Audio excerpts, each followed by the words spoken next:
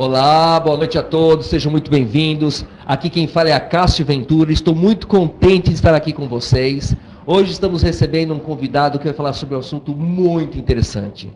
Jardim, um remédio para todos os males.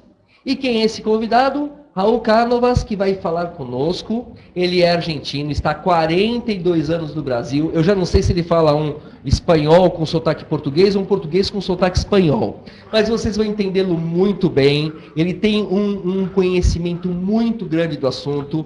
E eu vou dizer uma coisa para vocês. Conversar com ele é conversa para mais de hora. Porque o que ele tem de cultura, o que ele tem de conhecimento, vocês vão amar. Principalmente porque ele faz parte de uma tradição, de uma família de mais de 102 anos de paisagistas, jardineiros. É tradição da família dele trabalhar na área. Inclusive, ele está aqui hoje presente com uma filha que já está seguindo a tradição. Então, vejam só, isso está na alma dele. E vocês vão ouvir um pouquinho, não só do que ele tem na sua mente, mas o que ele tem na alma dele. Vocês vão estar agora com Raul Cánovas. Por favor, Raul, seja bem-vindo. Prazer estar aqui com você. Obrigado. Seja bem-vindo. Obrigado. Boa noite, pessoal. Ah, que ansiedade de falar com vocês. Realmente estou muito feliz. E muito feliz porque é a primeira vez que faço uma palestra assim online.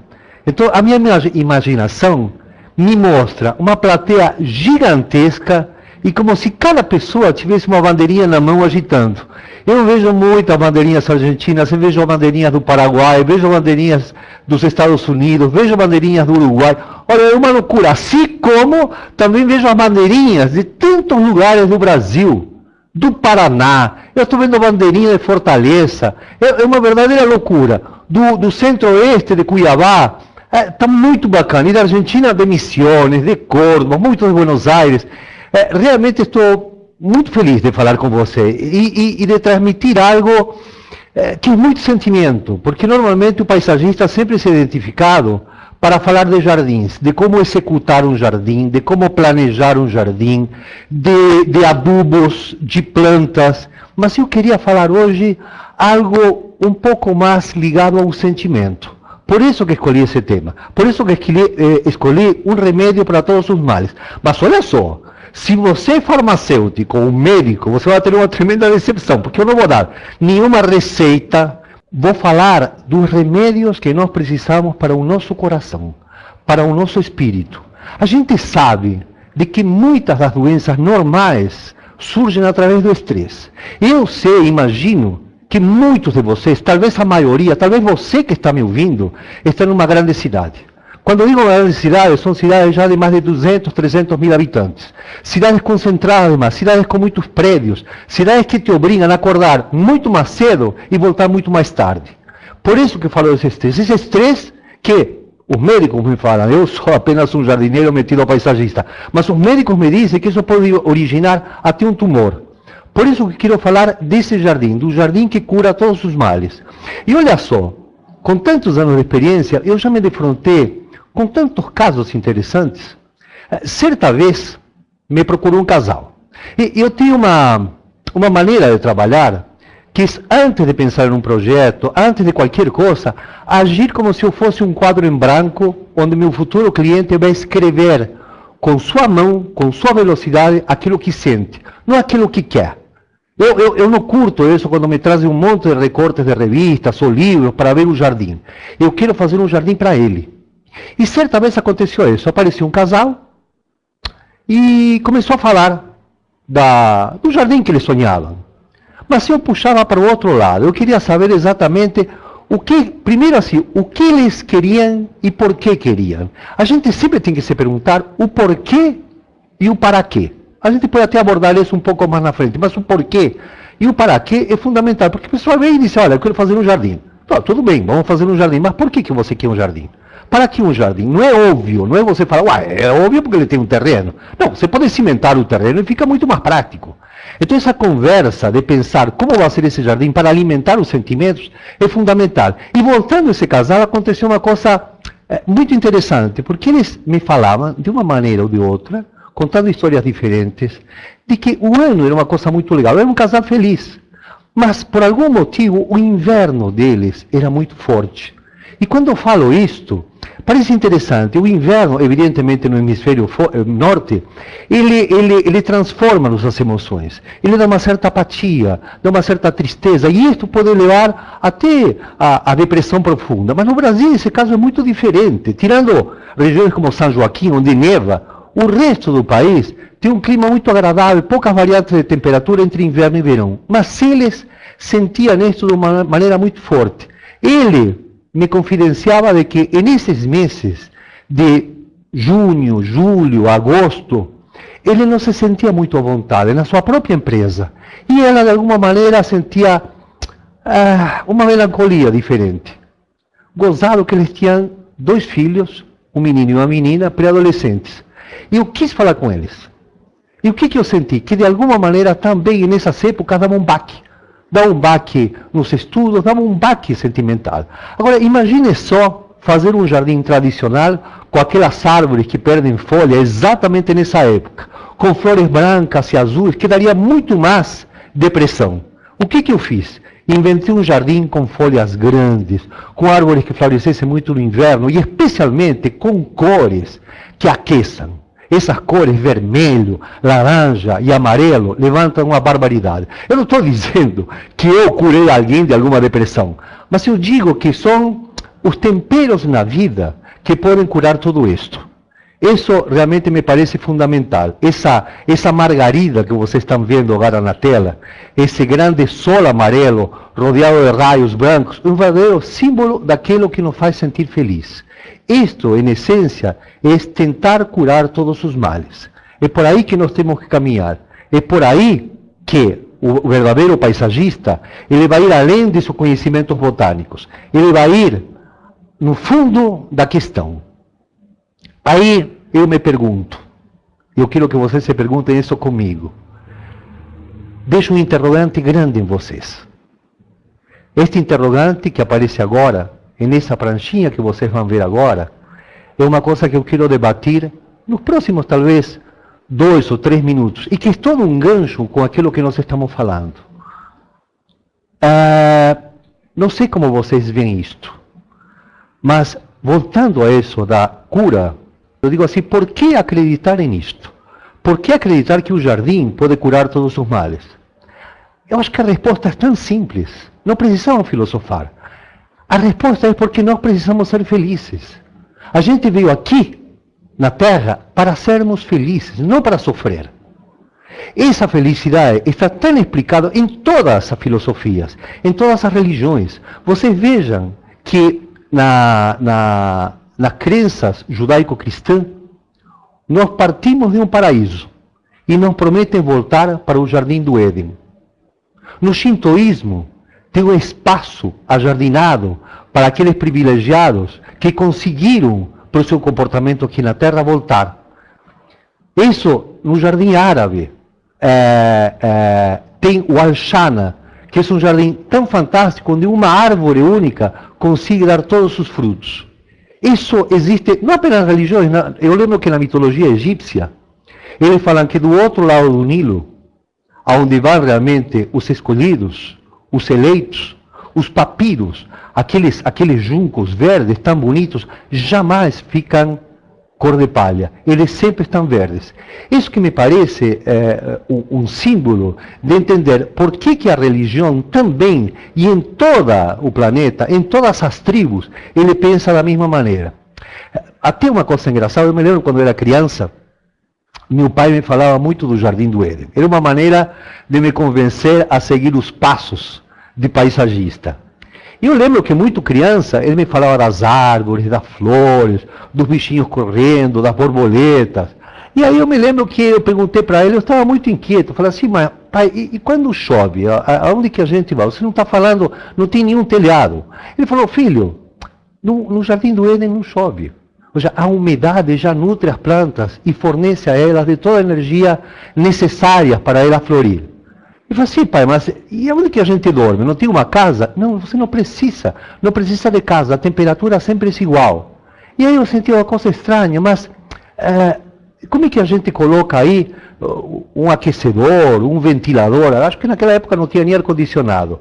Ele falou, não filho, por isso que esse lugar não tem paredes. Não existem paredes. Você está num jardim eterno onde teu olhar vai dominar o horizonte. Você não precisa nada que te limite. Você não precisa nada que te tolhe a liberdade. Você é uma pessoa livre. E este é, de alguma maneira, o paraíso que está dentro de todos nós. Esse paraíso que uma vez, meu grande mestre, Roberto Burle Marx, disse para mim: nós, paisagistas, temos o dever e a atribuição de estender uma espécie de tapete vermelho que nos conduza de novo a esse paraíso perdido. Nós temos, de alguma maneira, que recuperar esse privilégio. E nós, paisagistas, podemos, de algum modo, colaborar para que esse tapete seja cada vez mais cômodo. Podemos colaborar para que esse tapete, ou essa trilha, como eu chamo, tenha flores dos lados, que você possa caminhar entre perfumes e entre cores, e que de vez em quando, e isto é muito importante, gravem isto, a gente se encontre com uma pedra no caminho. A pedra no caminho é fundamental para que, de etapa em etapa, entendamos o que é humildade. Para que essa pedra nos obrigue a agachar-nos, levantá-la e tirá-la do caminho. Você pode dizer, bom, mas eu posso passar do lado. Eu posso até pular a pedra. Não. Você tem que tirá-la do caminho. Para aquele que vem atrás de você, que vai ser teu companheiro no paraíso, não tropece. Isso realmente é muito forte. E é muito importante que vocês tenham na cabeça. Uma coisa que queria falar também agora com vocês, e que queria compartilhar, é sobre os símbolos do jardim. O jardim não é uma coisa à toa para ser decorada. Eu quero falar com vocês sobre atavismo. O que é esse atavismo? O atavismo é a memória ancestral que nós guardamos. Imaginem como devem ter sido os homens primitivos quando contemplavam a única referência que tinham para aprender. Eles não tinham uma louça, eles não tinham esse recurso que nós temos agora para presenciar um curso, eles tinham uma árvore na frente. E o que significava esta árvore? Significava que aquilo que eles podiam tocar, que podiam se acercar, que podiam abraçar, que era o tronco, era o presente, era o agora. Era o que eles podiam realmente sentir. E viam que a copa era o futuro, era o céu, eram os anseios que poderiam alcançar em algum momento. E tinha mais um componente interessante, que vocês devem estar não vendo agora, aliás, na imagem, que são as raízes. As raízes são nosso passado e, ao mesmo tempo, funcionam como se fosse nossa alma. Eu acho que todos vocês nunca questionariam sobre a existência da alma. Mas nenhum de vocês viu a alma. Isto é óbvio. Como também nenhum de vocês vê as raízes. E são elas as que sustentam essa árvore. É a alma que nos vivifica. E as raízes são as que conduzem esse líquido vivificante para ela poder florir. Esta árvore tem esse simbolismo e acredito que cada vez que vocês vão pensar em plantar uma árvore, pensem nesse símbolo. É por isso que invento jardins. Simplesmente foi um motivo que encontrei para, não sei como vocês colocaram. Eu não estou falando de projetar, não estou falando de fazer, estou falando de inventar, de estar permanentemente recriando. Primeiro porque tenho certeza do seguinte: o verdadeiro paisagista, o verdadeiro criativo, até ele pode ser um estilista, pode ser arquiteto, pode ser um designer industrial, mas o verdadeiro criativo, aquele que teve este atributo, não estou falando nem de dom, estou falando do atributo, daquilo que lhe foi concedido, junto com a chama que lhe faz existir. Ele tem que criar. Cada vez que alguém o procura e o contrata, ele deverá criar, não recriar, não copiar, mas é criar. Por isso que digo que eu invento jardins. Inventar é o grande prazer que tem o paisagista de nunca jamais repetir uma paisagem e de fazer uma paisagem na medida de cada um. Mas veja bem, até agora você deve estar pensando, pô, ele está falando de coisa muito espiritualizada. E aí, como funciona isso? Funciona planejando um jardim. O jardim tem que ser planejado. Da mesma maneira que você planeja o que você vai servir amanhã. Imagina que você tem um convidado. Esse convidado vai ir na tua casa. Você vai convidar ele para algum evento. Pode ser para um almoço, pode ser para um jantar, pode ser para um chá da tarde. Em muitas regiões do Brasil, especialmente no sul e na Argentina, é muito comum o chá da tarde. Ou para um lanche. Como é que você vai escolher? Vamos imaginar que o chefe de seu marido,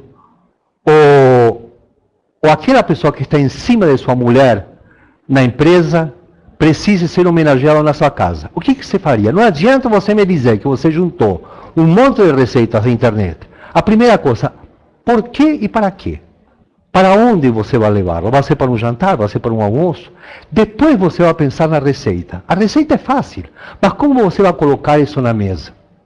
Como você vai combinar as flores no centro de mesa com os pratos? Será que vale a pena? Será que não vai ser muito metido? Tudo isso é planejamento. É impossível lograr alguma coisa sem um planejamento. É impossível fazer um filme se não planejamos o roteiro antes. O jardim é exatamente isso.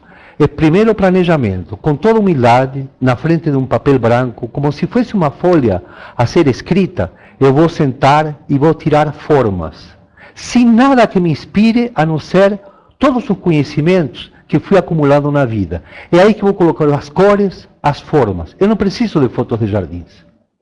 Não preciso me inspirar com nada que eu vou trazer de imagens feitas. Eu vou criar com as formas e as cores, não apenas da natureza, mas de todo o meu contorno, uma paisagem. Porque paisagem, além de todo, é o nosso contorno, não necessariamente plantas e grama, e sim o contorno no qual nós vamos viver e desenvolver esse papel que nos deram para viver. Mas, enfim, isso seria planejar. E planejar tem outra coisa, é formar uma equipe para isto. Eu não posso fazer isto de maneira nenhuma sozinho. Então, humildade nos leva a ter uma equipe que nos dê aquele sustento para que essa criação seja absolutamente única. Como é no filme.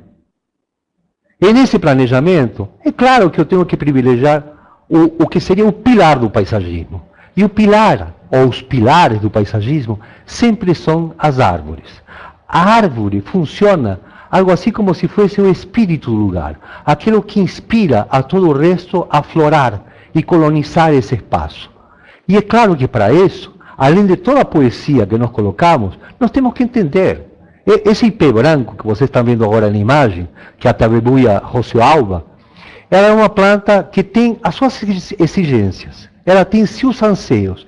Eu não posso violentá-la. Não adianta você falar, eu quero que ela cresça aqui. É ela que vai querer. Eu não vou mudar o espírito dessa árvore, que é muito mais antiga do que nós. Nós estamos aqui no planeta Terra, mais ou menos com essa forma, andando em 2 pés, há 1 milhão e meio de anos. Essas árvores têm 50, 60 milhões de anos. E embora você acredite de que ela não tem sentimento, ela sente sim. Ela pode sentir frio, aí perde as folhas. Ela pode sentir um calor, aparecer o calor, aí desce flores na primavera. Ela pode sentir sede, e aí acaba a árvore, porque ela morre de sede. Ela tem um sentimento, não humano, mas ela sente. E para eu poder compreendê-la, eu tenho que ter a técnica e saber qual é a árvore que eu vou plantar. Por exemplo, eu tenho que saber que esse ipê, ele cresce muito bem em um topo de morro. Não precisa ser uma terra boa, pode ser até uma terra pedregosa, pode ser uma terra argilosa. Ela vai crescer bem nesse topo de morro. Mas se eu tenho um fundo de vale, talvez aí eu precisaria de um pau-formiga, um triplares. Aquela árvore que dá aquelas flores tão bonitas, cor de rosa com laranja, parece salmão, ela precisa de água, ela necessita para sobreviver. E se é uma monguba, muito mais. A monguba precisa de um charco, que é a paquira aquática, que dá aquela flor tão bonita, uma bombacácea. Ela precisa de charco. Então não adianta falar, olha, eu moro nas montanhas e vou plantar uma monguba, mas eu vou regar todos os dias. Não, você tem que conhecer e você tem que fazer com todo esse conhecimento um jardim que seja harmônico. Harmônico entre as suas próprias plantas. Este é fundamental. E olha, isso é muito fácil para quem mora nos trópicos e nos subtrópicos, porque a quantidade de espécies que nós temos é colossal. Até eu brinco às vezes que, em certo modo, é mais fácil fazer um jardim em Oslo ou em Estocolmo, porque a quantidade de espécies é muito menor. Então o que você tem que saber é muito menos. Identificar cada árvore, saber o pendor de cada uma delas, é essencial para que esse jardim se transforme algum dia em isso mágico que eu chamo de bioma. O bioma, todos vocês sabem, é algo que a natureza nos deixou para cuidá-la. Mas será que nós, mesmo num espaço pequeno, mesmo num espaço de 10 por 10, não podemos criar, inventar um bioma? Pensem nisso. Sim, Eu acho que se eu planto, mesmo esse pé que vocês estão vendo, ele logicamente algum dia vai morrer, suas sementes vão cair. E se ele está harmonizado com outra vegetação, essa paisagem vai ficar quase que inalterável. As espécies sempre serão as mesmas. E aí nós vamos a chegar nesse jardim eterno que cura todos os males. Mas não tem só a árvore, nós temos outros componentes. As palmeiras têm um simbolismo de vitória, de flexibilidade, Vamos falar de flexibilidade? Bom, todos vocês devem saber o que é um coqueiro. Mesmo os que nos estão vendo desde a Argentina, vocês comem o coco. Nós aqui podemos pegar um coco, cortá-lo, colocar um canudinho e chupar desse canudinho. Esses cocos, por incrível que pareça, eles não são nativos daqui. Eles vieram do Oceano Índico, com uma coragem, gente, impressionante.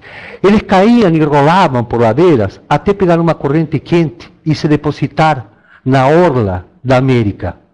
E nesse lugar de restinga, quando sentiam essa calmaria, que não eram mais agitados por um mar violento, eles soltavam raízes. E olha que interessante, ele crescia e sabia perfeitamente que ele tinha que, de alguma maneira, negociar com as tempestades. Então imagino que o primeiro coqueiro tinha aquela folha tipo uma bananeira, mas aí rasgava. Então ele fez uma folha com folíolos para poder o vento passar entre as folhas. Isso é negociar. E tinha mais. Muitas vezes o vento se transformava em tempestades. Bom, e aí? Fazer o quê? Aí ele conseguiu um tronco de uma flexibilidade tal que ele poderia se inclinar de todas as maneiras e nunca quebrar. Sabem qual era a vantagem? O coqueiro se transformou em uma das poucas plantas no mundo que conseguia observar seu contorno através de diferentes prismas. Por isso que ele se tornou flexível. Não apenas porque o tronco fisicamente é flexível. Por isso, quando você se sente uma pessoa dura, amargada, abrace um coqueiro. Quem sabe ele dê essa flexibilidade. E se você se sente fraco, que tal tomar uma água de coco? Ele vai dar um potássio fantástico e vai dar um vigor incrível. Mas olha, vocês estão vendo aí na imagem um coqueiro. Você sabe que isso pertence a uma família. A família das palmeiras, obviamente. Dentro da família das palmeiras tem uma quantidade enorme de gêneros. O que é gênero? Gêneros são grupos, é uma irmandade. E dentro dessa irmandade se destacam. Tem o João, tem o Pedro, tem a Maria, tem a Cristina. Com as palmeiras acontece a mesma coisa. Isso aí é uma palmeira, da família das palmeiras.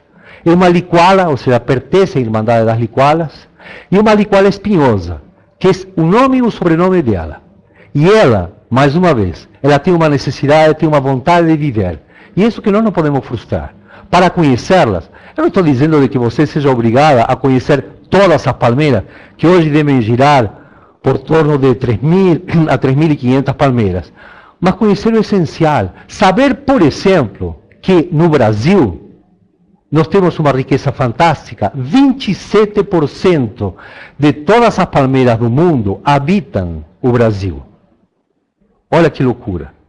Este país, Brasil, já se chamou Pindorama. E eu, como argentino, ficava fascinado, porque quem batizou o Brasil de Pindorama foram os índios do norte argentino. Os índios de Misiones, de Chaco, chamavam Pindorama, que era a terra das palmeiras. Então é essencial para nós, para reafirmar a nossa latinidade, para reafirmar a América do Sul, conhecer e usá-las, inclusive para nos dar um pouco mais de flexibilidade nessa dureza política que muitas vezes vivemos. Mas enfim, além dessas palmeiras, tem outros componentes. A palmeira também é uma espécie de pilar, mas tem as frutíferas.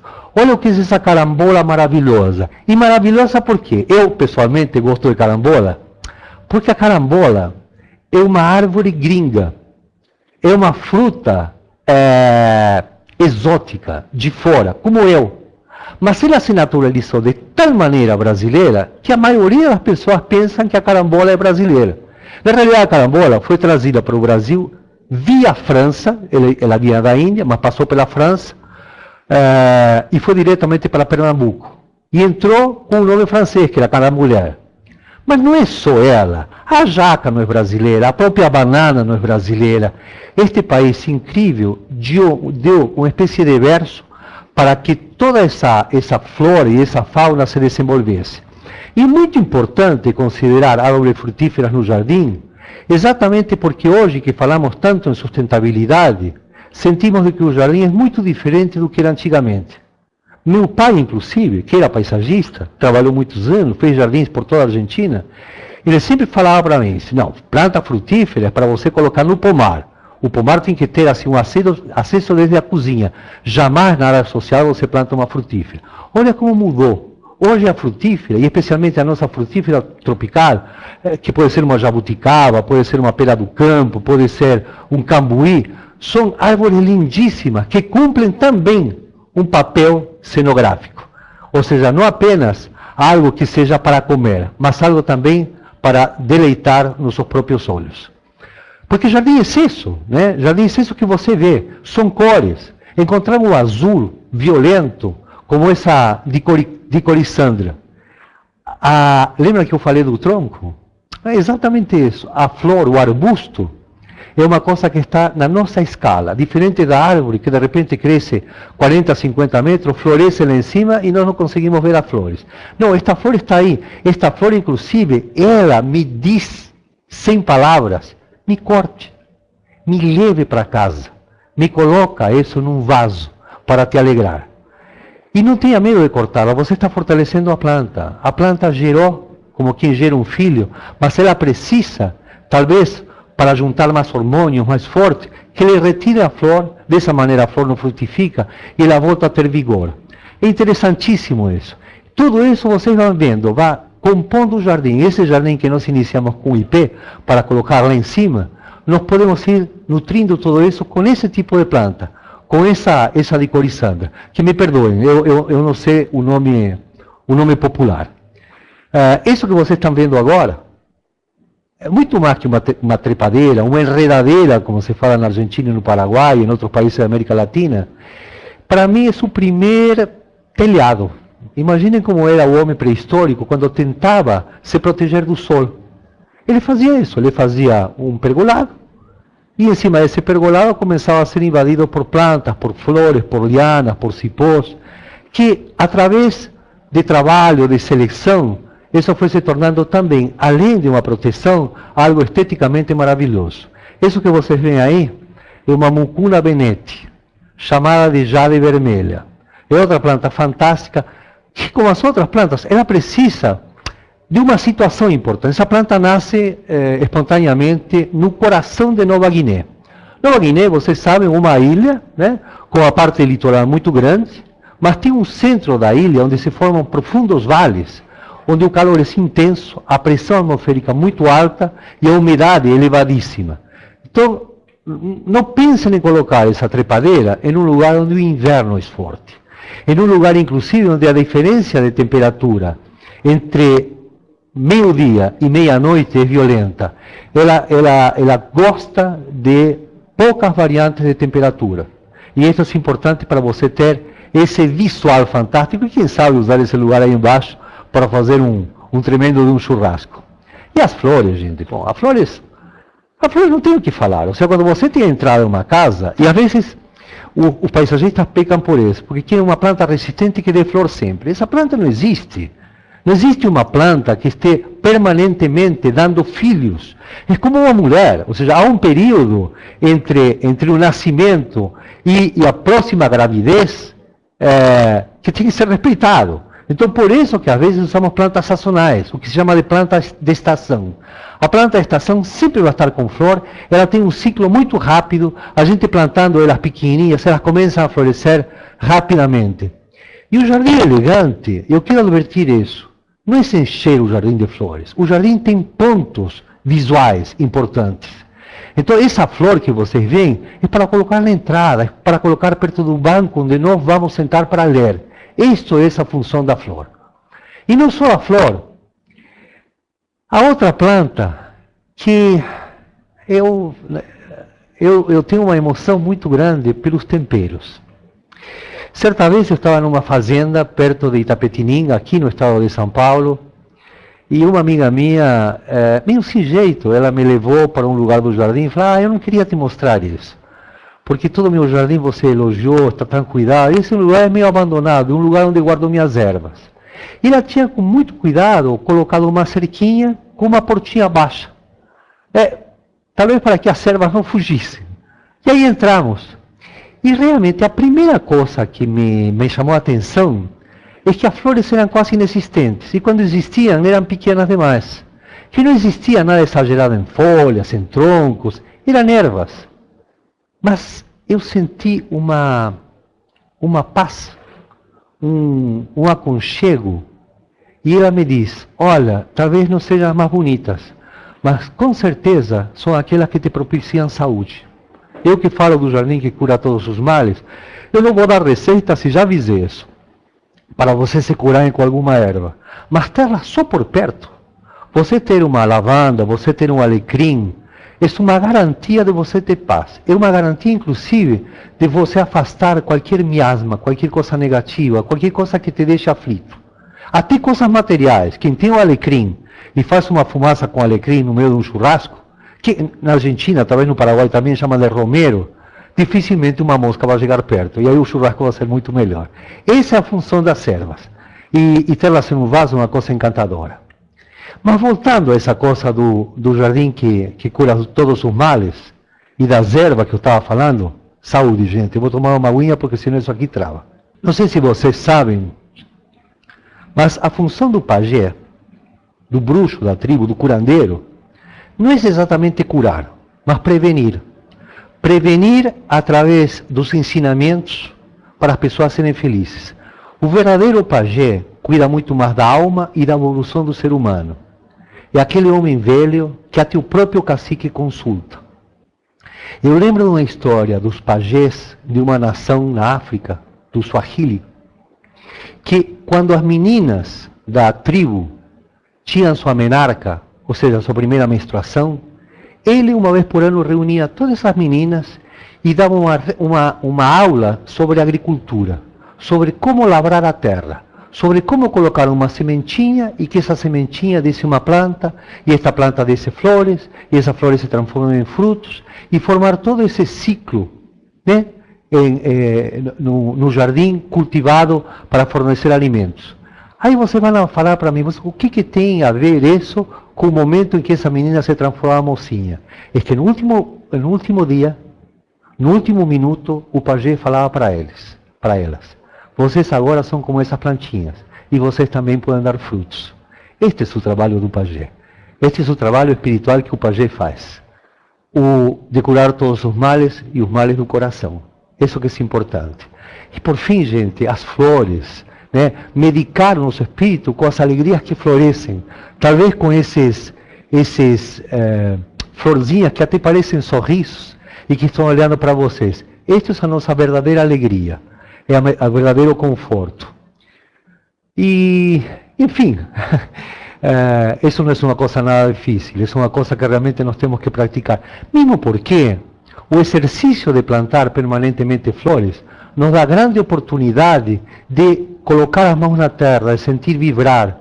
Eu não sei, hoje se perdeu um pouco o costume, mas nós mesmos plantar essas flores, sentir essa vibração. Sentir a vibração, por exemplo, de um tronco que é abraçado.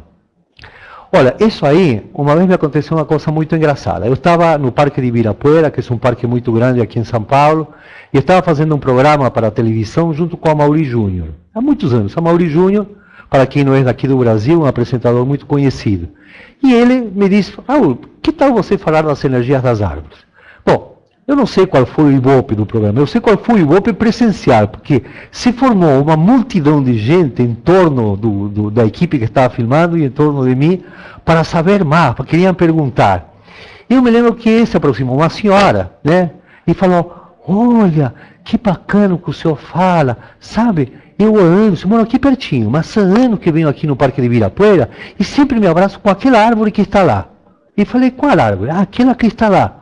E falei, mas que árvore é essa? É uma árvore que está lá. Mas como se chama a árvore? Ela falou, não sei. Falei, mas minha senhora, a senhora há anos que se abraça com alguém que nem sabe o nome. Isso é terrível, a intimidade é uma coisa que a minha própria palavra diz, nós temos que ser íntimos. Então, antes de abraçar uma árvore, é conhecê-la profundamente, ela tem uma identidade. Saber seu lado mitológico, seu lado histórico, é uma coisa tão bacana. Isso, para mim, eu comecei a amar essa história de jardins, graças ao que meu pai me contava. Meu pai, que era de origem andaluza, ele tinha essa coisa cigana de contar histórias. E essa história é isso que nos cria um vínculo com o jardim. Sabe por que um vínculo? Porque o jardim deixou de ser aquilo que era antigamente, que era abrir a janela e contemplá-lo. O jardim é para penetrar, é para senti-lo, não é para tirar fotografias. Eu cito sempre um mestre chinês do século XI. E ele falava para seus alunos o seguinte: se vocês conseguirem fazer um jardim suficientemente atrativo para aquele homem que está andando pare e fique a contemplá-lo, vocês terão feito uma bela obra. Mas se este homem se aproximaria e entrar dentro do jardim, vocês terão feito uma grande obra. Mas se por fim este homem nunca mais quiser sair do jardim e quiser permanecer eternamente rodeado por essa vegetação, vocês terão feito a maior de todas as obras. Este é o segredo do jardim. E é isto que realmente estou tentando passar para vocês. E por isso, para isso, é conhecê-lo, poder abraçá-lo e saber o que estamos abraçando. Poder rolar na grama. Dar o privilégio de entender que, às vezes, muito melhor que um piso de travertino ou de mármore de Carrara branco, um colchão de grama onde a gente possa deitar e rolar, com a simplicidade com que o gato faz isso, e sentir a mesma felicidade de uma coisa vibrante, é muito mais interessante, de repente, que um piso sofisticado, muito mais barato. Né?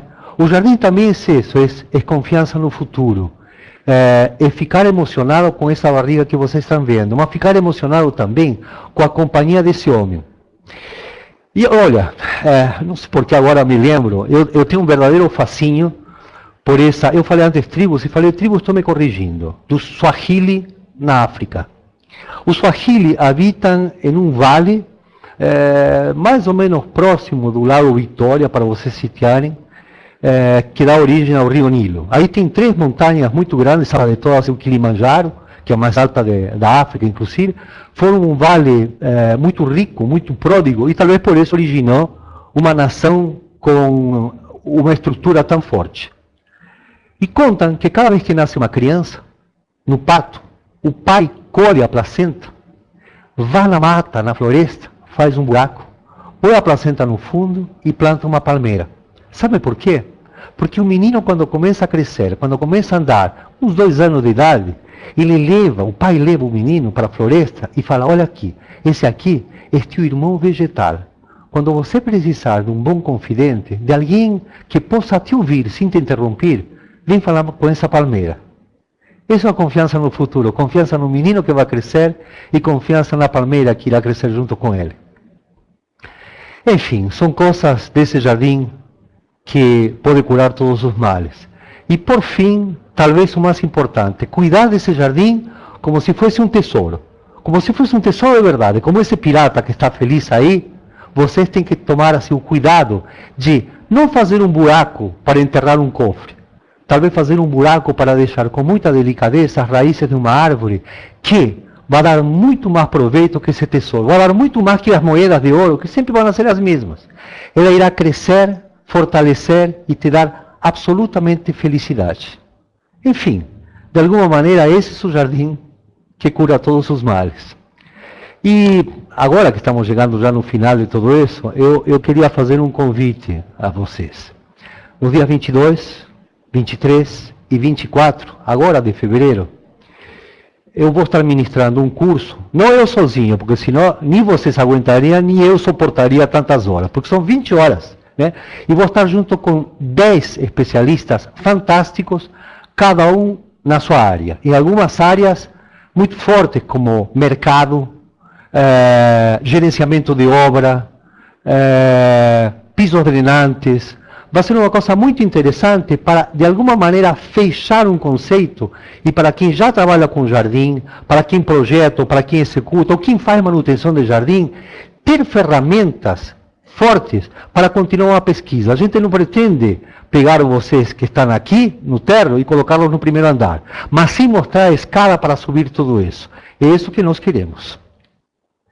Eu espero que vocês tenham gostado muito disso. Não sei se esqueci de falar de alguma coisa, mas a gente vai ter muita oportunidade no futuro de falar. Por isso, eu deixo vocês agora para fazer as perguntas, e juro por Deus, foi sensacional poder falar com todos vocês. Sensacional imaginando essa plateia, como falei no início, do mundo inteiro reunido, todos com a mesma vontade, todos com a mesma vontade de saber de que maneira construir, de que maneira inventar o jardim de nossos sonhos, o jardim que cura todos os males. E agora estou aberto para essas perguntas. Olá, gente. Muito bom. Eu estou aqui prestando atenção, rindo sozinho, olhando tudo. Eu queria que vocês estivessem aqui também, mas aqui não caberia todo mundo. Mas aqui a sala, onde vocês estão, cabe muita gente. Então é o seguinte. Eu vou abrir o chat agora para as perguntas. Eu vou deixar vocês fazerem as perguntas, só que nós vamos combinar uma coisinha, tá? Eu vou abrir o chat, vai entrar um grupo de perguntas, eu vou fechar o chat de novo, depois eu abro de novo para vocês perguntarem, tá bom? Então vamos lá, eu vou abrir o chat para ficar grandão primeiro. E agora eu vou abrir o chat, preparem suas perguntas. Eu vou deixar entrar uma certa quantidade e depois eu vou fechar novamente. Vamos lá? Perguntem bastante, hein? Chat aberto para as perguntas, gente. Tá aberto, tá liberado. Vocês não imaginam como eu sinto o calor humano de vocês. Apesar do ar-condicionado, eu estou com calor. E isso acho que vocês que estão transmitindo. Vamos ver se nessas perguntas tem uma pegadinha. Façam perguntas realmente para me castigar. Eu estava contando antes do programa que a melhor coisa do palestrante, quando a gente chega no final, fazem uma pergunta e ele fala, não sei. Né? A plateia sente uma felicidade tremenda. Mas é sinceridade. Eu tenho consciência absoluta, não do que eu sei, mas imagino tudo o que eu não sei. A primeira pergunta, cabe um jardim em um apartamento? Sim, sem dúvida, não apenas cabe, sino que deve. O jardim não é uma coisa de tamanho. O jardim é um pouco a essência de tudo aquilo que nós vemos. Isso se tornou muito claro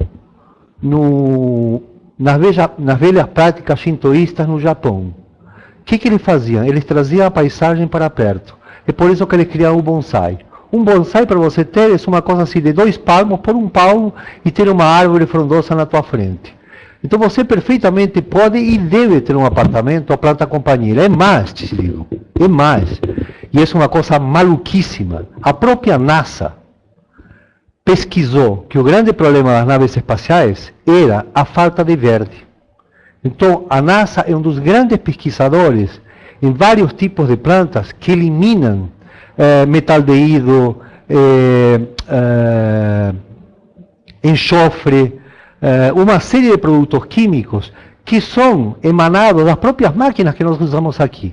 Então é muito importante a convivência com essa planta desde que você não a torture, desde que você não queira ter em casa uma macieira, uma pereira ou aquele coqueiro que eu falei. E sim plantas que já tiveram intervenções genéticas e que vão viver bem e felizes dentro de casa. Bem e felizes, olha o que eu estou falando. Não apenas que ela vão aguentar.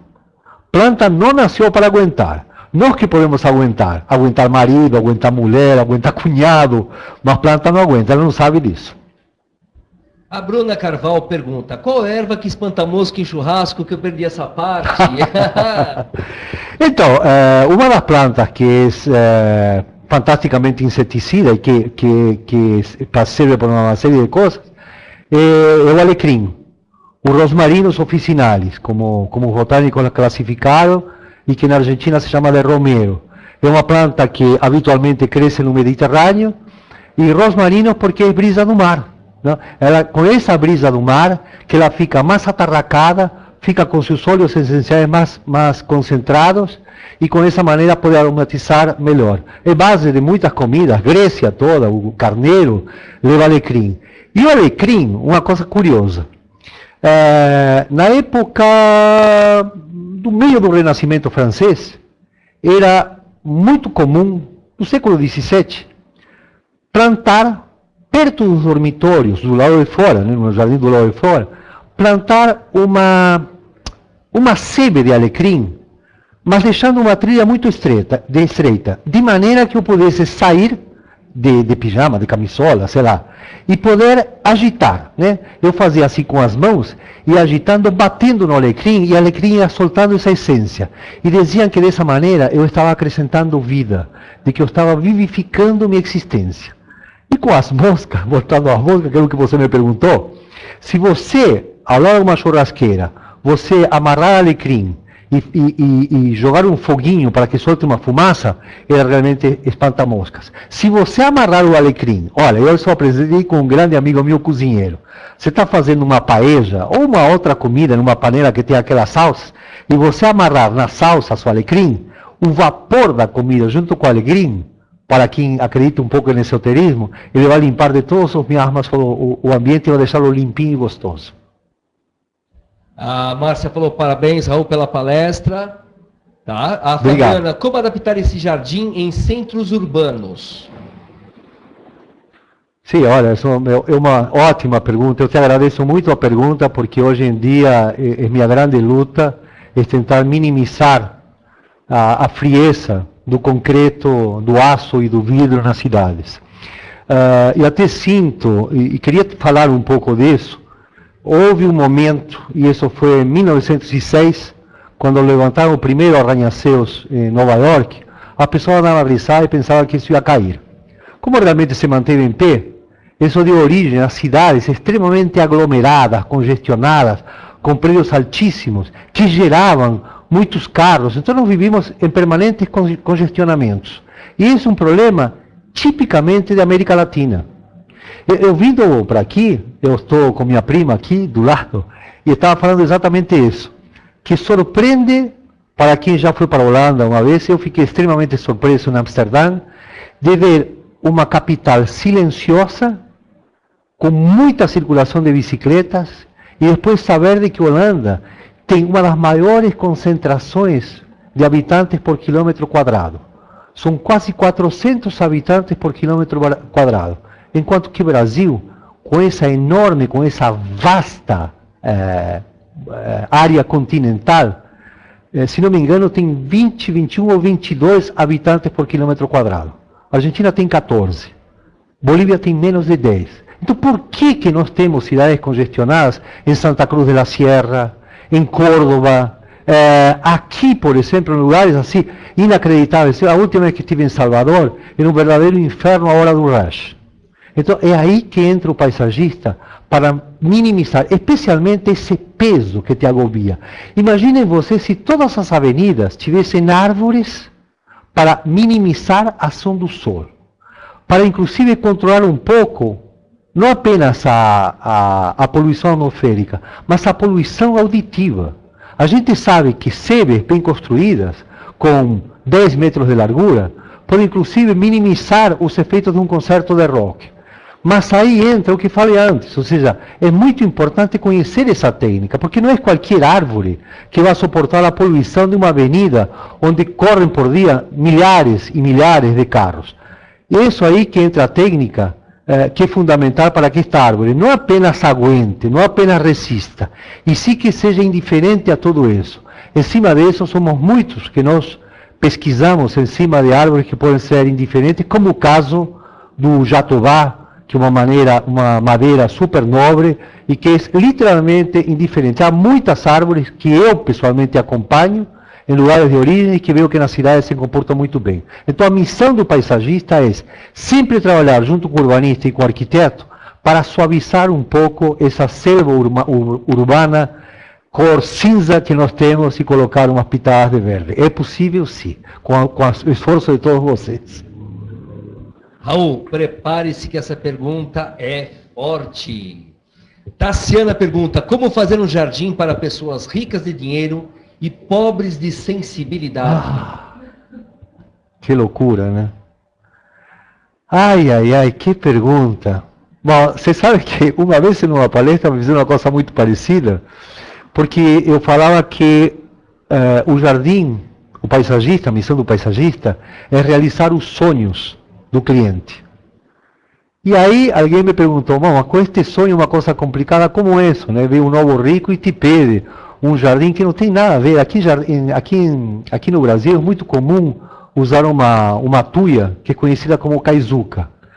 E que no Japão é uma planta muito comum. Mas aqui foi adaptada ao Brasil sem o mínimo conhecimento religioso. A kaizuka, que em japonês quer dizer amontoado de conchas, ela tem um símbolo muito importante na religião shintoísta e budista. O pessoal chega aqui com a Kaizuka, inclusive fazem topiária. É um verdadeiro absurdo e um símbolo de status que não tem sentido. Então, quando uma pessoa vem com esses pedidos, com essas coisas complicadas, onde não há nada de sentimento, aí eu respondi para ele. Aí eu não realizo sonhos. Eu acho que aí a pessoa tem que ir a um psicoterapeuta, fazer uma terapia para se curar de seus devaneios e de suas pesadelas. E é muito importante, gente, que quem trabalha com design, com criação, vá no âmago do cliente. É muito importante que ele descubra o que esse cliente precisa realmente e não o que ele pede. Olha, se é uma coisa louca é perguntar para o cliente que planta você gosta. Obviamente que todos nós queremos mostrar o nosso conhecimento. Ele vai falar azaleia, areca, ele vai dar 5 nomes de plantas. Ele nunca vai falar para você, eu adoro as megasquepasmas. É claro que não, obviamente, ou as licualas grandes, como mostrei agora. É obviamente que não. Nós temos que falar de cor, temos que falar de forma, e temos que tirar esse cliente rico, como você colocou, dessa trilha forçada que ele está fazendo. Tenho que trazer para si, para colaborar de alguma maneira com essa caminhada que ele não sabe o que está fazendo e o que o levará para uma riqueza espiritual. A Lilian Shibata fala o seguinte: parabéns ao Raul Canovas, belíssima apresentação. Obrigado, Lilian. Raul, obrigado, muito obrigado. Beijo. Juraci Verde, Raul, as plantas para dar mais harmonia no cérebro. Que pergunta essa, que bacana. Você sabe que antigamente, na Grécia Antiga, na ilha de Kos, o pai da medicina, que foi Hipócrates, ele vaciava as plantas que cresciam grudadas em estátuas. E quando era bom para a cabeça, era quando era um líquen que grudava na parte do crânio da cabeça da escultura. Então eles iam, raspavam um pouquinho, né? Pulverizavam em um morteiro e misturavam isso com chá. Daí para aqui, eu acho que tudo isso é mito, e para a cabeça, para essa coisa que falo do Jardim de Todos os Males, o que vai muito o que você sente. Isso que vai te curar. Você sabe que uma das perguntas que a gente deve fazer para um cliente é: quando você está estressado, quando você não aguenta mais, quando você quer fugir da cidade grande, o que você prefere? Você prefere ir para as montanhas, para uma região serrana? Você precisa ir para uma praia, por uma praia muito concorrida, por uma praia deserta? O que você quer? E ele vai te dar as pistas exatamente sobre o contorno que ele precisa para se sentir bem. Isto que vai fazer bem para a cabeça dele. Se ele te falar da praia, obviamente que vai querer uma coisa tropical, com muitas palmeiras, com bananeira, com colorido. De repente, se ele fala de uma região serrana, vai querer uma paisagem mais tranquila, quase monótona, onde o verde possa fazer com que ele mergulhe dentro de seu âmago. Isto é realmente uma maneira de conhecer esse lado das plantas que te fazem bem para a cabeça. Eu pulei uma pergunta, a Amanda pergunta: Raul, um jardim só com grama cura todos os males? De jeito nenhum. De jeito nenhum. Você sabe uma coisa, de que a grama é um invento relativamente recente, né? No Renascimento italiano não tinha grama. Quando vocês vão e visitam esse jardim da Toscana e veem as gramas com canteiro e tal, não tinha, era vidro moído, era pedrinha, porque não tinha grama. A grama foi um invento durante o reinado de Henrique VIII, na Inglaterra, para jogar croquet. Então o croquet era um jogo que se fazia com aqueles martelos de madeira, aquela bola de madeira, e que tinha que correr em lugares gramados. Aí que se inventa e se melhora a grama, porque a grama era pisoteada pelos carneiros, e a que mais resistia era a que sobrevivia. Hoje, fazer um jardim apenas gramado, você transforma esse jardim em um campo de futebol, ou de rugby, ou de polo, ou do que seja. Ou seja, o gramado significa o primeiro plano no jardim. É aquilo que vai fazer com que tua vista bata nisso e ela corra para o fundo te dando perspectiva. Para isso serve o gramado. E não para fazer um jardim clean. Não pensa, pelo amor de Deus, em jardim clean. Jardim clean é coisa de lavanderia, coisa de tinturaria. O jardim tem que ser rico, especialmente para nós latinos, Possivelmente lá no hemisfério norte, que são todos sérios, comportados, andam de blazer o dia inteiro, tudo bem. Mas aqui que as meninas andam de mini saia, agora que vamos a ter esse carnaval barulhento, ruidoso e colorido, mesmo que você diga, mas eu não gosto de carnaval, gosta sim. Isso faz parte do nosso espírito, de nossa alegria. E o jardim é o reflexo de nossa alegria. Não faça jardim só com gramado, faça jardim de verdade. Coracilda pergunta, olá Raul, qual é o melhor adubo para os nossos jardins, orgânico ou químico?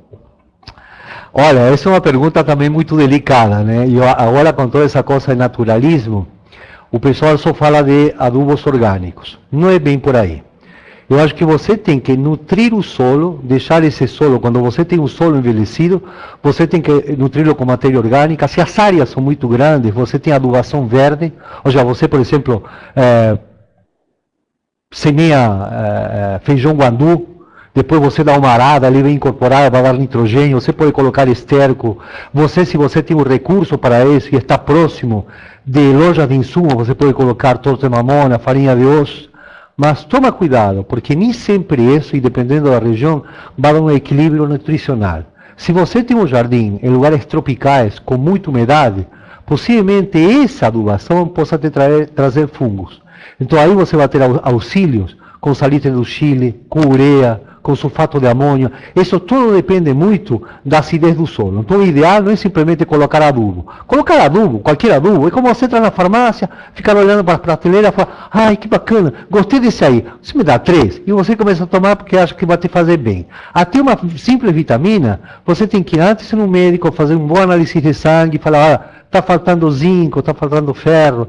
Com a terra também, se você tem um jardim, manda analisar, ele vai te dar um resultado e um aconselhamento. E isso você não vai conseguir levantar isso com esterco, porque o volume de nitrogênio, fósforo e potássio é muito pequeno, e de micronutrientes menor ainda. Quando você fala químico, que é formulado, a ureia não é química, o salitre do Chile não é químico, ou seja, é mineral. Isso não vai prejudicar desde que você saiba usar a quantidade certa. Por exemplo, a ureia. A ureia são 48% de nitrogênio. Para que serve o nitrogênio? É para deixar as folhas verdes, para dar copa, não para dar fruto. É para dar aquela coisa verdejante. Se você colocar nitrogênio, o nitrogênio em forma de uma ureia no gramado, você pode colocar 20, 25 gramas por metro quadrado anualmente. Se você puder distribuir isso em 3 vezes, entre a primavera e o final do verão, e fazer isso com água, o teu jardim vai agradecer. Se você vai jogar assim de qualquer jeito, ele vai queimar. Ou seja, é exatamente igual que uma vitamina. Se esta vitamina é forte demais, e você tomar a vitamina em jejum, se um bom café da manhã, ela vai te fazer um buraco no estômago. Então, o que é necessário? Como é o café da manhã legal? O café da manhã legal é aquele iogurtinho, é aquele suquinho bacana, é o queijo Minas, é uma fatia de um frio mais light, daquele peru light, uma xícara de café com leite, uma torradinha com uma geleia ou com mel. Depois você toma a vitamina. Então no jardim é a mesma coisa. Você coloca esses orgânicos, mas se ele precisar de alguma coisa mais, você reforça com a vitamina. Mas com cuidado de fazer uma análise de solo antes. Por favor. Bom, eu vou abrir o chat agora para as perguntas, mas tem um comentário aqui da Relimaf. A palestra realmente está interessantíssima, Ron. Você sempre trazendo a delicadeza junto com a sua vivência e grande conhecimento. Você é realmente ímpar. Tá bom? Obrigado. Estou abrindo o chat para vocês agora, pode fazer as perguntas. Eu vou abrir só mais um pouquinho de perguntas, depois eu fecho de novo, senão as perguntas até sobem da tela. Vamos lá. Inclusive eu queria perguntar para o Cássio, se o volume de perguntas é muito grande, que a gente não consiga responder hoje, nessa etapa, se eu posso resolvê-las mais tarde, mandá-las por e-mail, não sei se isso é possível. Olha, eu vou dizer, sim, é possível, mas eu vou dizer uma coisa para você, com o que tem de gente na sala praticamente você vai me enlouquecer, né? Você não vai conseguir responder todas as perguntas. Você vai me enlouquecer. Eu sou meio louco com tudo que aprendi, imagina agora. Denise pergunta, frutífero no jardim não vai sujá-lo com a queda das frutas? A fruta não suja, a fruta vai te decorar o gramado. Imagina que cada fruto que cai é uma pérola em cima do gramado. O que eu acho que sim, nos trópicos, você tem que tomar cuidado para recolhê-las. O ideal, existem frutas, inclusive, que elas maturam melhor quando caem no chão, e outras que não, que você tem que tirá-las verdes. Uma maçã, por exemplo, ela vai madurar muito melhor se você cortá-la. Uma banana também. E tem outras frutas que não, você tem que esperar que cumpra todo o seu ciclo no pé, na árvore, na muda. Agora, de qualquer maneira, você deixar isso espalhado embaixo não é bom, porque isso te atrai uma série de pragas, especialmente doenças fúngicas, mosca das frutas, é muito comum.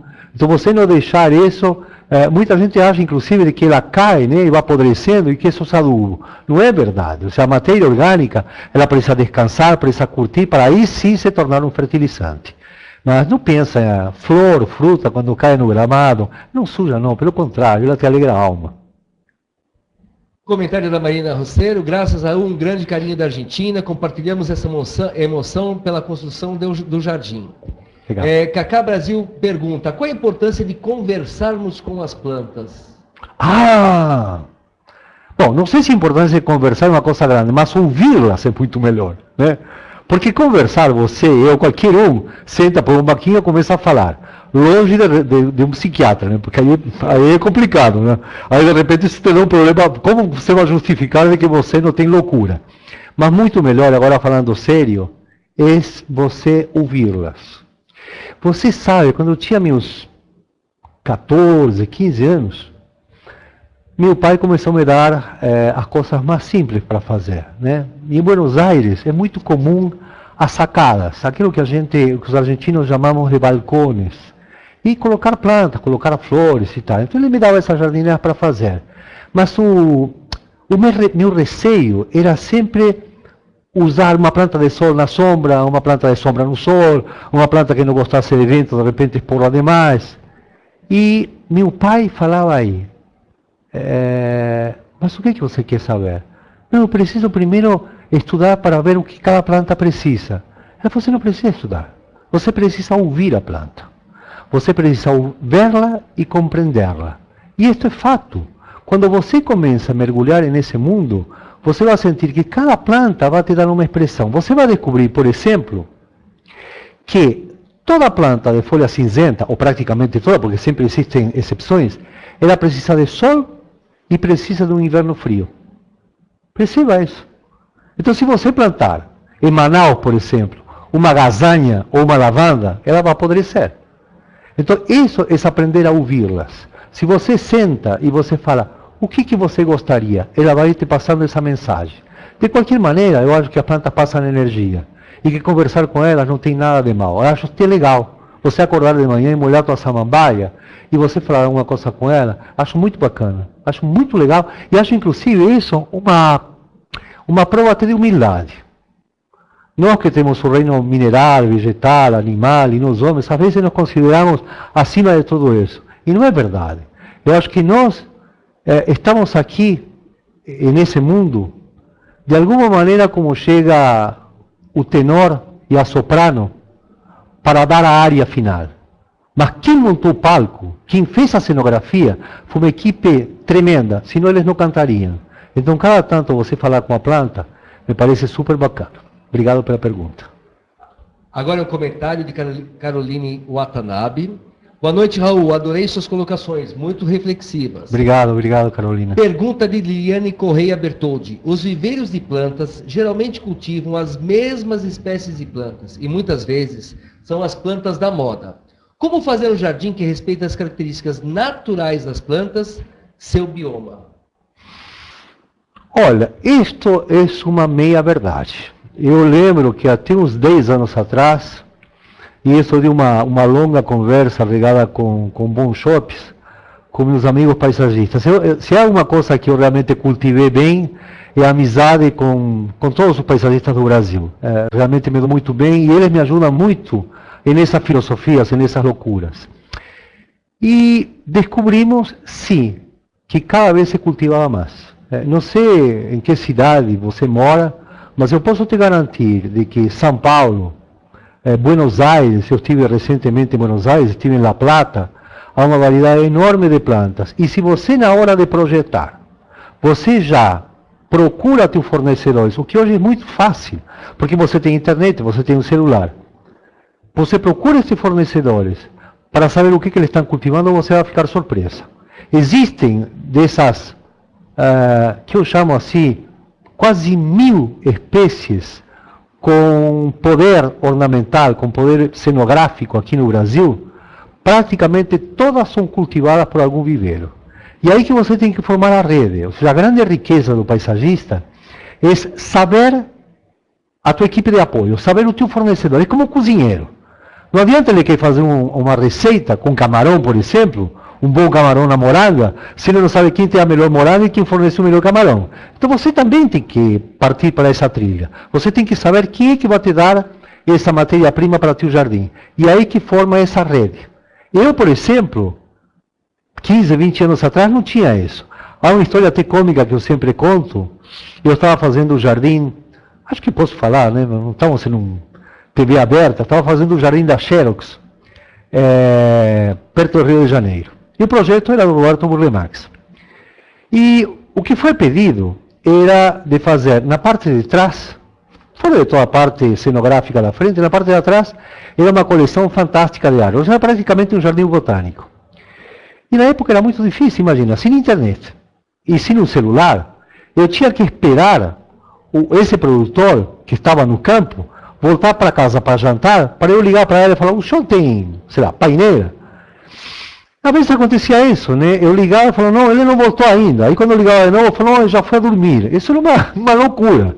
E eu cheguei a ter estresse, mas assim, no duro, não estou falando no sentido figurado, espiritual, foi físico, eu tive estresse. Eu me lembro de coisas loucas. Dentro dessas espécies que o Roberto tinha projetado, eu tinha que plantar uma Eritrina cristagalli. E para o pessoal da Argentina, do Uruguai, enfim, que nos está ouvindo, sabe que essa flor nacional, tanto do Uruguai como da Argentina, é uma coisa muito fácil. Mas na época a gente não conseguia aqui no Brasil. Aí o Roberto, eu me tomei a liberdade de falar, posso te ligar quando tenho alguma dificuldade? Eu falei, não, lógico, você me liga e tal. Aí liguei para ele e falei, eu tenho uma espécie aqui que não consigo de jeito nenhum. E falou, que espécie é? Eu falei, uma árvore, Roberto, esse suinar, Eritrina cristagalli, o ceibo. Aí ele soltou uma gargalhada no telefone e falou, bom, essa não é a árvore nacional de tua terra, assim, te vira, mas importa de lá. Eu tive que me virar para conseguir a bendita Eritrina cristagalli. Mas eu garanto de que hoje, essa espécie é muito mais fácil de conseguir. Vocês têm que correr atrás, gente. Esse Brasil é muito grande. Hoje vocês têm produtores no Brasil inteiro. É verdade. Eu conheço produtores fantásticos no Pará, conheço na Amazonas, em Recife maravilhoso, em Salvador. Olha, corram atrás porque tem produtores. E se não, vocês têm os produtores de São Paulo, que eu reconheço, que aqui temos uma densidade maior, que enviam nisso. Eu já fiz jardim na Bahia, isto em 1980, onde todas as plantas, todos os insumos, os adubos, foram aqui de São Paulo para lá. E muitos deles foram inclusive de avião, para vocês terem uma ideia. E fizemos um jardim totalmente original, totalmente diferente. Batalha. Carla pergunta, recomenda alguma literatura específica que auxilie no exercício paisagístico? Claro, recomendo sim. Mas recomendo de que você garimpe, que você visite não apenas as livrarias de moda que estão no shopping, mas que você garimpe em sebos. Eu venho juntando livros desde meus 13 anos. Por isso que sempre digo, né, eu comecei com 13 anos, quando meu pai me deu o primeiro jardim para fazer. Não era nenhum jardim extraordinário, era uma coisinha desse tamanho. A partir daí fui nutrindo minha biblioteca com livros. Eu, como viajo muito, meu excesso de equipagem, de bagagem, sempre se dá por causa dos livros. Então, não existe um livro que eu te diga, olha, esse é fundamental. Talvez te diria a Trópica, né, que é uma espécie de bíblia mundial, que foi coordenada por Graf, que foi um grande botânico. Essa talvez seja uma coisa que não pode faltar. Para as pessoas que moram aqui no Brasil, estão as coleções do Lorenzi, que são muito boas, os trabalhos que o Valério faz na revista Natureza. Então você aí tem, digamos, uns 10 livros que você pode ter. Mas também é muito importante você ter na tua biblioteca coisas que não são essencialmente de botânica ou de paisagismo. Aqui vem uma coisa, antes de ontem foi a ceia de um grande amigo meu, não vou revelar o nome, mas um grande amigo meu, amigo de muitos anos. E eu levei de presente um livro contendo a obra e o pensamento de Andrea Palladio. Muita gente não sabe quem é Andrea Palladio. Andrea Palladio foi um arquiteto renascentista italiano que foi o precursor da casa atual. Vocês imaginem que na Idade Média as casas eram, ou eram castelos rodeados por aquela fossa, ou eram casebres onde as pessoas mais pobres viviam, ou aldeias todas apinhadas. O Renascimento, que foi a Idade da Libertação, fez com que começassem a se construir, talvez de alguma maneira, os primeiros condomínios, ou as primeiras casas suntuosas, mas muito perto da casa do serviçal, do motorista, do cozinheiro. Estas casas tinham uma linha, mas o que era muito importante para Andrea Palladio é que essas edificações fossem integradas por jardins. Isso não existia até essa época. Então, os jardins de Andrea Palladio, as casas de Andrea Palladio, têm essa particularidade. E estudar isso é você ter uma base para compreender o atual.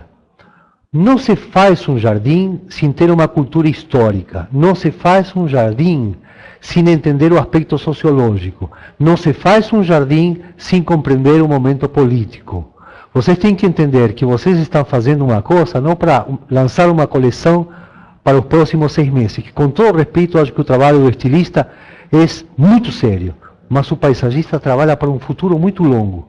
Se ele não tiver esta consciência, se ele não tiver esta consciência antropológica, ele não vai conseguir fazer uma grande obra. Por isso que tua biblioteca tem que ser muito bem nutrida por um pouco de todo. Muito bem.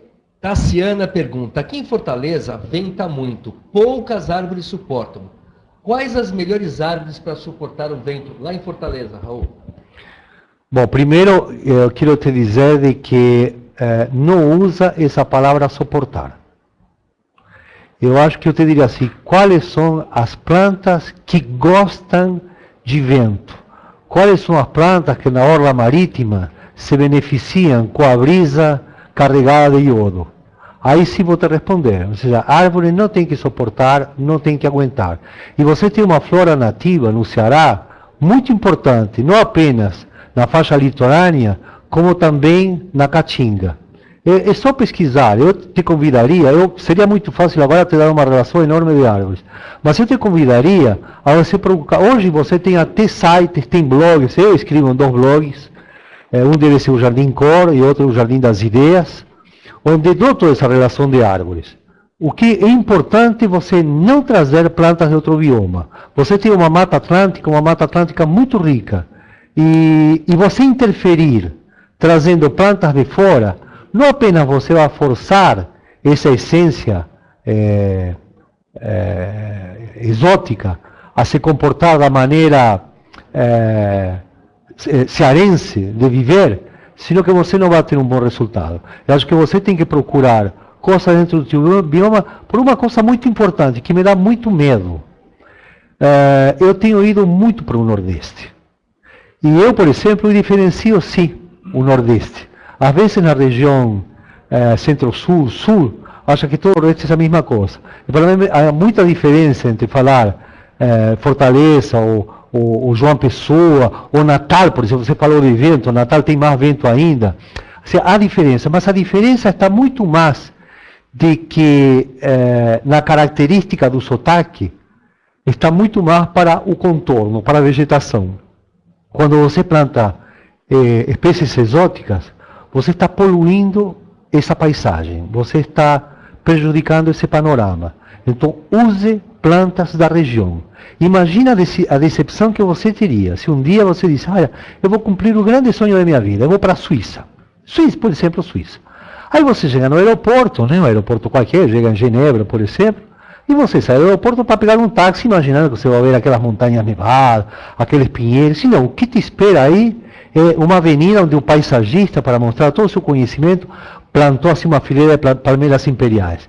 Você teria uma tremenda decepção. A mesma decepção que vai ter alguém quando vai na tua querida terra e se encontra com coisas que não tem nada a ver. Então procura na tua flora coisas importantes para você adensar a tua paisagem e deixar a tua fauna também agradecida. Espero ter respondido. Lilian Shibata pergunta, o que é um bom mix para vários espaços pequenos numa casa de 200 metros quadrados, 200 metros no clima de São Paulo. São vários espaços pequenos dentro de uma casa de 200 metros. Bom, você tem que pensar que o jardim deixou de ser apenas um espaço aberto. E tem que entender também que o paisagista nos últimos 30 anos, digamos assim, ele se transformou em um designer de exteriores. O jardim deixou de ser aquele gramado com árvores no fundo. Então você tem uma ambientação. E especialmente nas áreas de trópico e subtrópico também, cada vez é mais frequente passar longos momentos no jardim. Você tomando café da manhã, você ficar na piscina, e não apenas para nadar como antigamente, sino para tomar sol, para você se sociabilizar, para jogar até xadrez. Eu lembro que uma vez, um casal, que era de Ceará, me disse assim: se você conseguir fazer um jardim onde nós chegamos na sexta-feira e eu possa deixar meu talher e meu marido terno pendurar num cabide e ficar desde sexta-feira à noite até segunda-feira da manhã, nós vamos ficar extremamente gratos, porque não aguentamos mais ar-condicionado, prédio inteligente, carro com ar-condicionado, nós queremos assim natureza. E exatamente o que eu fiz é dividir esse jardim em espaços. Se você falar de um mix para esse jardim, parte de um bom fundamento. Você tem que criar esses ambientes, mas de maneira que eles possam ter um diálogo entre eles, que haja uma compreensão fundamental e que haja exatamente essa conversação, porque senão você vai fazer um mostruário de plantas, um mostruário de paisagens, e em lugar de você propiciar calma, aconchego no jardim, você vai estar forçando, você vai ter uma coisa que vai fatigar. Lembre do seguinte, nós temos dois tipos de jardim. O jardim da residência, que ele tem que ter a paz, tranquilidade. E o jardim do restaurante, o jardim do shopping. O jardim do restaurante, perfeitamente você pode ter um fundo, uma parede violeta, né, com uma fonte jorrando água, com um leão e um monte de plantas coloridas. Você vai ficar 1 hora no restaurante, 2 horas. Mas você, se você for a segunda vez no restaurante, você já vai achar meio chato. É por isso que eles mudam permanentemente o visual do restaurante. Na tua casa você não pode fazer isso. O jardim não é cenografia. Você não vai trocar de árvores, você não vai trocar de palmeiras. Então você tem que pensar muito bem para que haja essa conversa, para que esse mix dê um sabor final gostoso, que seria exatamente o truque do mix. O truque do mix, o truque da vitamina, quando você coloca várias frutas, um pouquinho de leite e iogurte, é produzir um resultado final harmônico. Se isso não é harmônico, então vai ser um verdadeiro desastre.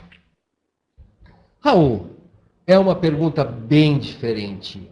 Mas Amparo Musso pergunta: Raul, qual é a sua inspiração?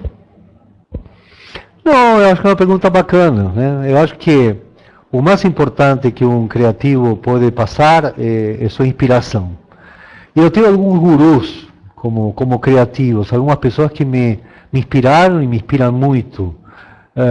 E não necessariamente paisagistas. Por exemplo, eu tenho por Giorgio Armani, o costureiro italiano, uma profunda admiração pela obra dele, pelo que ele faz e pela trajetória. Quando a gente vê na inspiração de um designer uma sequência de trabalho, quando você vê, por exemplo, o trabalho do Pininfarina desde o início, quando começou a projetar os primeiros Fiat até as últimas Ferraris, você vai ver que é uma coerência.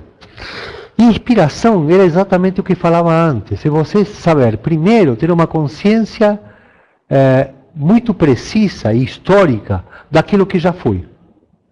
Saber onde você está e você saber que está aqui em consequência daquilo que te trouxe para aqui. E saber que daqui você vai para algum lugar. Entender um pouco em que direção você está indo.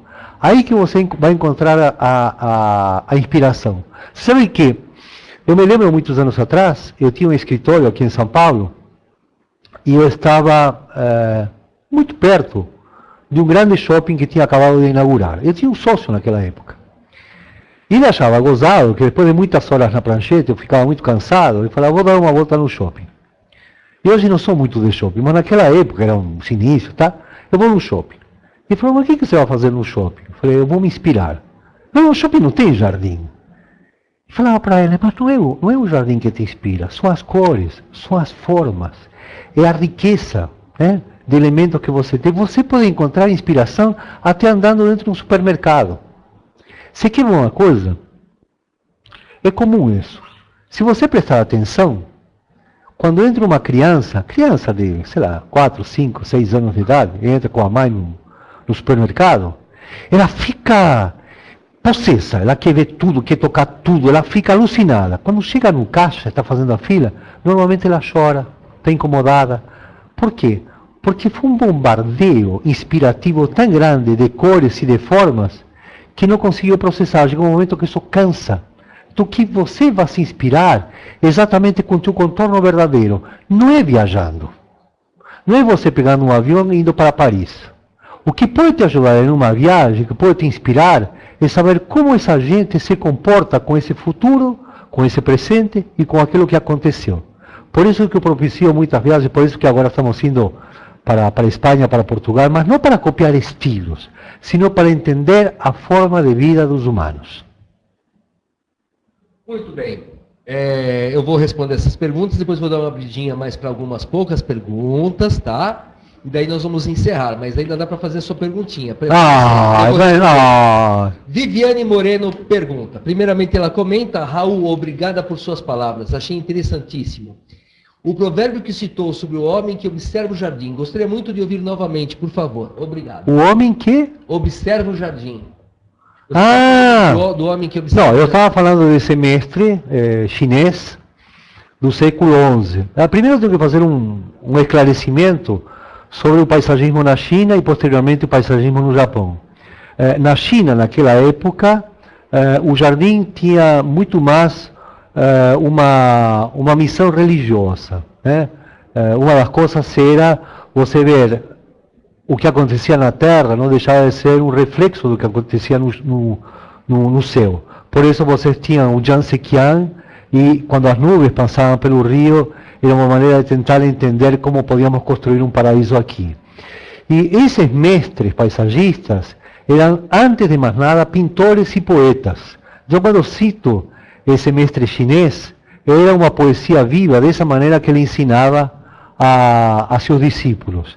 E, em certa ocasião, ele falou realmente isso: se você consegue fazer um jardim suficientemente atrativo para que essa pessoa que está mandando pare para observá-lo, você terá feito uma belíssima obra. Mas se você conseguir com que ele entre dentro do jardim, que ele se sinta atraído e que entre dentro do jardim para senti-lo, você terá feito uma grande obra. Mas se por fim ele nunca mais quiser sair de dentro, porque ele se sente bem, e nunca mais ter contato com nada, a não ser com esse jardim, você terá feito a maior de todas as obras. Esta é a missão do paisagista. Ou seja, prender a pessoa, fisgá-la e fazer com que ela se sinta naquele jardim do Éden, tão codiçado pelo ser humano, naquele Niva, como se fala no shintoísmo, nas religiões japonesas, que herdaram os jardins da China. Acho que respondi. Lipieca pergunta: jardins de suculentas e cactos combinam com quais tipos de árvores?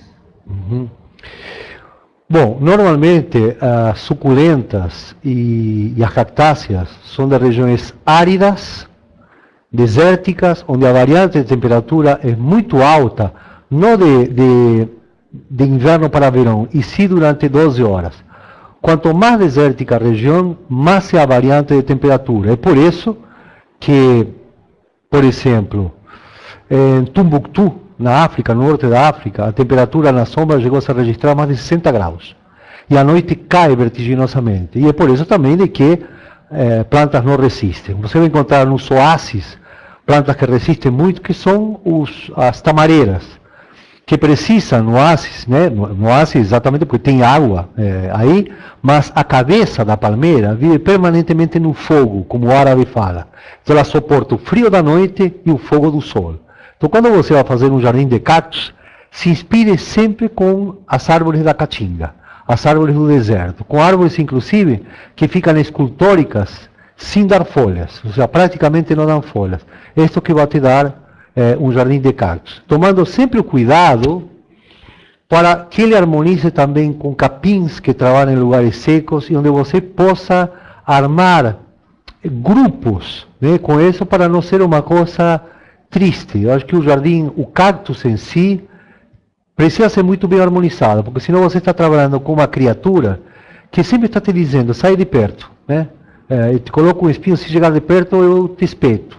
Então, para que isso seja uma harmonia, para que isso te transmita alguma coisa, combiná-los de maneira de que exista uma alegria. Então, você tem as suculentas, como as apitenhas, enfim, essas que dão um florido tremendo, que você pode fazer um tapete sem necessidade de grama, e o resto, inclusive, deixar com pedras, né? Não aquele seixinho que compra, a pedra mesmo, pedra, areia, que fica super bacana. Aí você vai ter um jardim de cactos muito legal. Aliás, eu fui colecionador de cactos, meu pai começou a me convencer para entrar na área de paisagismo, montando uma estufa para mim com cactos. Então foi meu primeiro degrau de entusiasmo por plantas. Odete pergunta, não consigo acabar com a ferrugem das folhas de arundina. Bom, a ferrugem é um fungo. A arundina, você falou? Arundina. A arundina bambucifolia é uma orquidiácea, né? E a arundina bambucifolia precisa de sol. Você, contrariando o que acontece com a maioria das orquídeas, que gostam de lugares mais sombreados, sol filtrado, a arundina bambucifolia gosta de muito sol. Então, às vezes, você tem que ir procurar a causa da doença e até a causa da praga. Ou seja, as pragas e as doenças nas plantas não aparecem assim à toa, mais ou menos que nas pessoas. Se você tem um filho e você alimentá-lo mal, agasalhá-lo mal, ele vai ficar resfriado.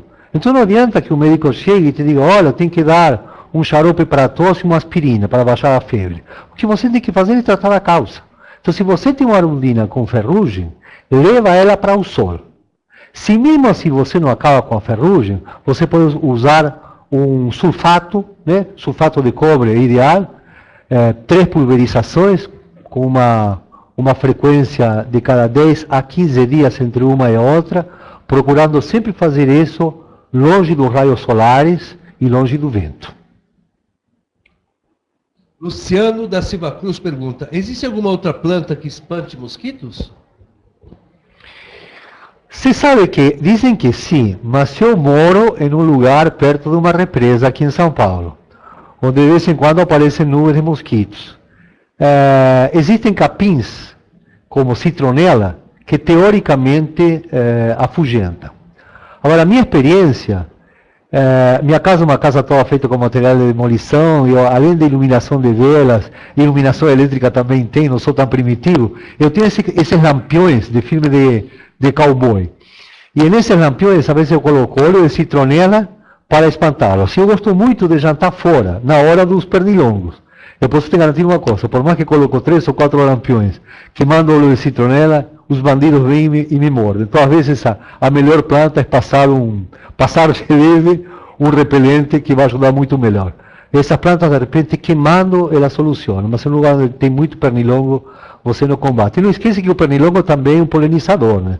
Ou seja, o jardim também, olha, isso é muito bacana. O jardim é uma prova para você aceitar de que estamos em um mundo de dualidades, onde você tem que conviver com o bem e com o mal, com o quente e com o frio, com a noite e com o dia, com a lua e com o sol, com o morcego que está à noite e o sabiá laranjeira de dia, porque os dois são polinizadores, e o pernilongo também é um polinizador. Então, tenta mantê-los afastados, mas não mata eles, não, só fazem parte da vida. Carmen Fátima Gabiati pergunta, quantas espécies medicinais preciso para dar equilíbrio a um jardim? Acho que você não tem um limite. Hein? O que você precisa é não forçar a barra cultivando coisas que não são de teu lugar. Não sei de que cidade você é. Mas a primeira coisa que você tem que entender é a maioria das plantas de tempero e plantas alimentícias, elas crescem na região do Mediterrâneo, no norte da Europa, na região siberiana, na Cordilheira dos Andes e na região sul dos Estados Unidos. Então, se você tem climas análogos, você vai ter plantas que vão destilar muito bem esses aromas, tanto para você usá-los como temperos, para usá-los como remédios em forma de chás ou de ungüentos para passar na pele, ou até para usar como flores na tua hidromassagem, que aliás, uma receita super bacana é você colocar essas flores e fazer um sachê, né? E se eu colocar as flores na hidromassagem, fica uma sujeira, né? é uma coisa que funciona mais para religiões afro, mas eu pessoalmente sair todo lambuçado de flores e de folhas não vai ser nada divertido. Então eu faço um saquinho, coloco essa folha você amarra na torneira onde vai sair água morna, água quente, e ela vai saindo com essa essência floral. Então você pode usar todas, mas veja bem, usa plantas sempre que vão funcionar bem no teu jardim, não força. Se você mora, por exemplo, na região norte, em um lugar muito quente, não adianta você plantar um tomilho, por exemplo. O tomilho vai pichar, vai perder o perfume e você não vai conseguir o perfume que você queria. Então, às vezes sempre digo isso, hoje que é tão fácil viajar, se gosta de tomilho, então não esqueça, quando você vai numa região temperada, quando você for para Buenos Aires, por exemplo, pegar um tomate, cortá-lo no meio, você colocar um pouco de tomilho, um pouquinho de sal, um pouquinho de um bom azeite de oliva e um tiquinho de azeite balsâmico e comerlo assim como se fosse uma fruta. Aí funciona. Se você fizer isso lá no norte, você não vai sentir gosto de nada. Então é muito mais divertido lá você usar as essências da região e você ser fiel à tua culinária, à tua gastronomia, que deve ser rica como qualquer outro. Bom, Raul, são 21 horas e 32 minutos, você já está falando desde as 8 horas da noite, acredito, 1h30 direto. Que resistência, hein? Que resistência. Eu não acredito. Não acredito que o tempo passou tão rápido. Eu não acredito que vocês estão aí me aguentando ainda. É o seguinte, eu vou solicitar agora a vocês que, por favor, não façam mais perguntas, mas eu vou abrir o chat. Se alguém quiser mandar um abraço para ele vai estar falando com todo mundo. Ele vai estar lendo vocês. Inclusive, eu vou fazer o seguinte, sabe o que eu vou fazer? Ele vai sair daqui da tela e vai ficar lendo vocês num telão que tem aqui, num telão enorme, porque daí ele de perto ele consegue ler todas as mensagens e ele pode responder diretamente, tá? Claro, ok. Eu queria passar uma última mensagem, ainda assim na frente de vocês, de que agora no final, depois do Carnaval, 22, 23 e 24, que cai numa sexta, sábado e domingo, vamos dar esse curso, que vai ser 8 horas de sexta, 8 horas de sábado e 4 horas de domingo, na parte da manhã. E o bacana, nossa grande tentativa, sempre foi isso. Eu dou curso em São Paulo e me pedem, você poderia dar esse curso no Rio. Eu vou para o Rio. Você poderia dar esse curso no Belo Horizonte. Isso vai começar a crescer e é impossível atender todas as regiões. Isso que nós estamos fazendo online mostrou que realmente é muito prático, muito bacana.